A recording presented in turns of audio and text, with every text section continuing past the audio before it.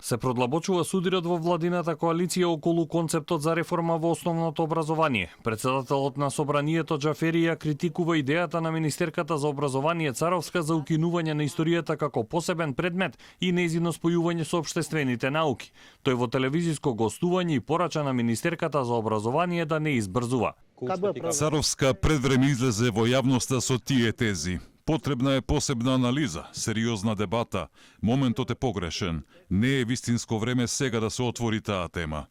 Ставот на Џафери како председател на Собранието, но и како представник на ДУИ, не е единствениот во владеачкото мнозинство контра најавените реформи на Царовска. Претходно и Демократскиот сојуз на Павле Трајанов излезе со став дека спојувањето на предметите историја и географија е недоволно истражена и избрзана мерка. Според партијата на Павле Трајанов може да има далекусечни последици по образованието на младите. Оттаму го критикуваат и тајмингот одбран за вакви потези, односно дека тоа се случува во период на негирање на историјата од страна на Бугарија.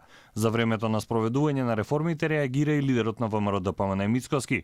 Случајно ова е или не е случајно што се случува сега со бришењето на предметот историја? Не е случајно. Откако гледате вие дека не можете да ги менувате членовите на комисијата која што преговара за историските настани, најдобро избришете го предметот историја, па тогаш децава нема да учат историја. Или ќе учат некоја енциклопедиска историја.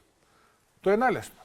Според Царовска, спојувањето на предметот историја во општествени науки е модерна пракса. Основното образование било база и затоа промените се правеле прво таму. Голем дел од историчарите реагираа жестоко.